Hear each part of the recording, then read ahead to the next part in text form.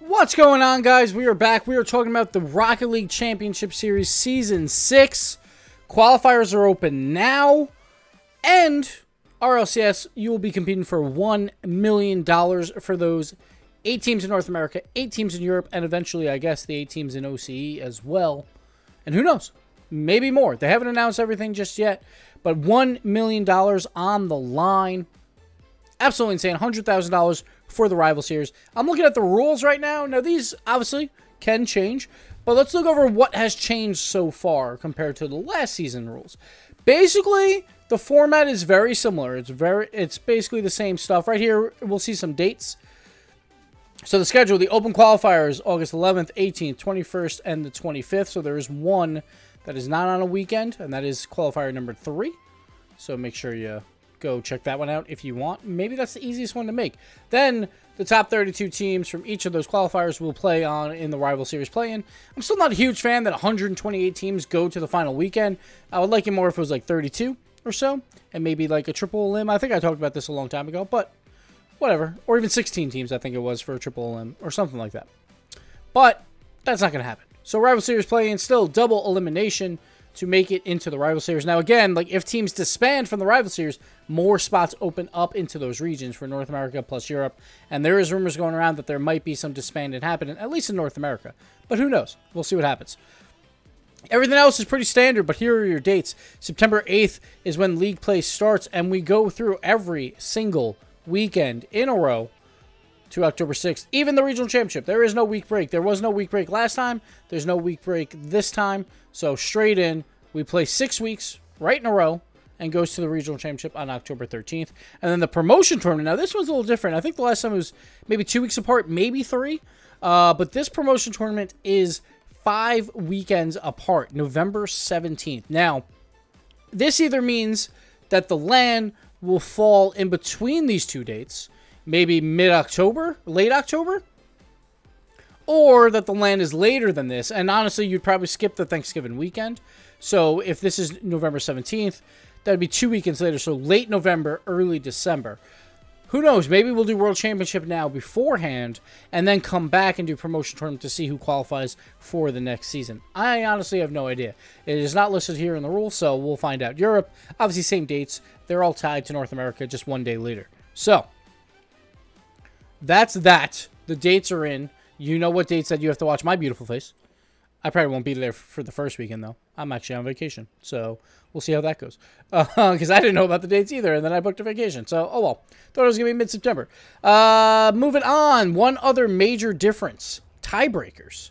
So, in the past, it was game win percentage for teams tied. And that caused some issues. And like I'll do a quick reason why game win percentage wasn't that great. Say you had 2 teams tied at, say, 4-1 going into the final week. They had the same exact games, won and lost. So say they both went 12-3. So like every win's a sweep and every loss is a sweep. They have the same win percentage. 12-3, obviously, same exact win percentage. I think that's 80% or whatever it is.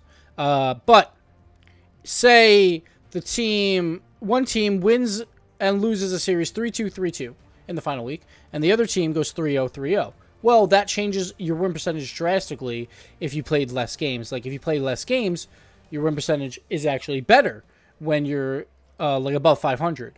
So, the team that played less games, the one that swept someone, but also got swept, would actually finish higher than the team that went to 5 games and also lost in 5 games. Even though they played the same game differential, basically, like where it was exactly an even week. A 3-2, 3-2, or a 3-2, 2-3, and a 3-0, 0-3 is exactly the same in terms of how you did that week. But the 3-0, 0-3 would actually move ahead because game win percentage. The problem was also, if you're below 500, maybe battling for that 6th spot, it's the complete opposite.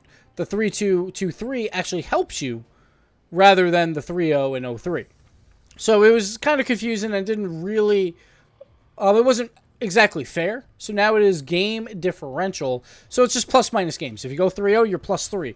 If you go another 3-0, you're plus 6, and so on and so forth. So say they're tied, then it'll go to head-to-head. And I think this is definitely a better tiebreaker scenario. And this is one I actually suggested to Psionics a few times. And I'm glad that it's in here. Now, obviously, like other people have also talked about this. Doomsy talks about this a lot and stuff like that. So I'm not taking all the credit here. But there you go.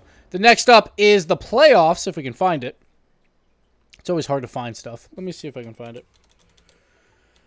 Okay. Playoffs are exactly the same. All right. Should pop up here. Yes. Okay. So regional championships, as you can see right here. We'll get rid of the find.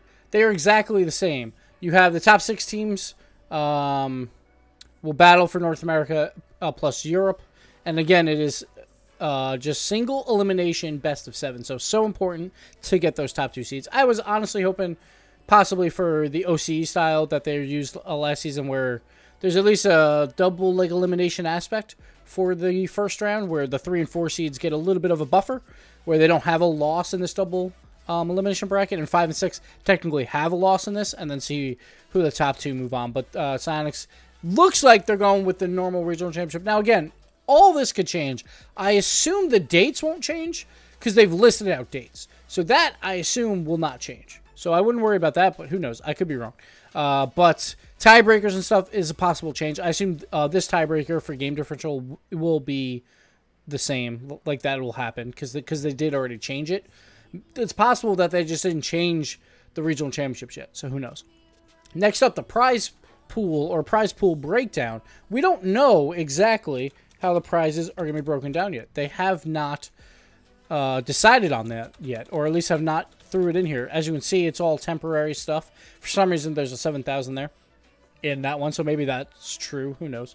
But you would assume that prizes are at least like probably just doubled, but the proportions might change because we basically doubled our prize pool, so we'll see what happens.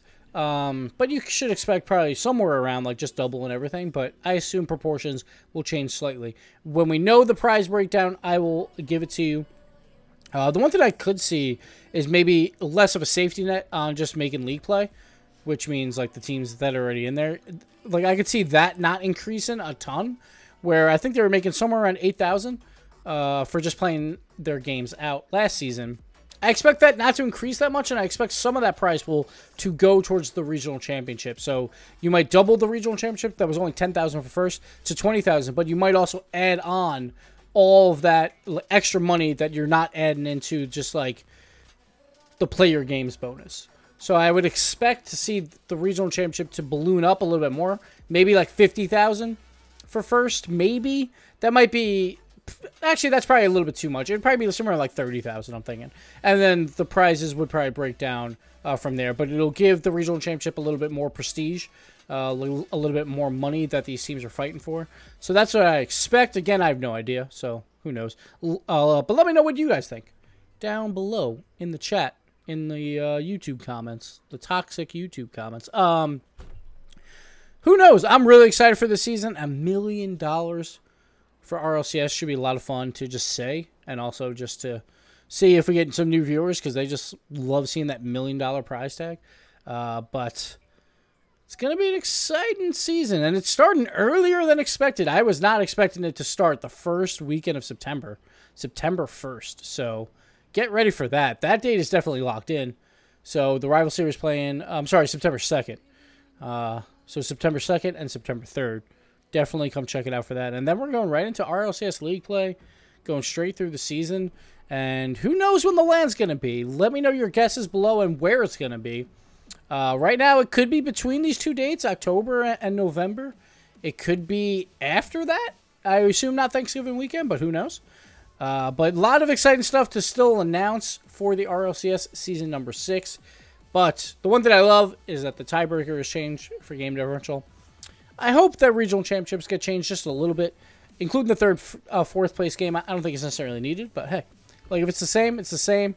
And it will be a gauntlet, as always, to make it to the World Championship for North America and Europe. And, of course, Throwdown is doing their own thing. So we'll see what rules come out from them. But that'll do it for me, guys. Thank you so much for watching. And if you're excited for RLCS Season 6, make sure you sign up. Qualifiers are open now. I'll put a link in the description below. And good luck out there, and hope to see you in the Rival Series. But that'll do it for me. We'll see you later.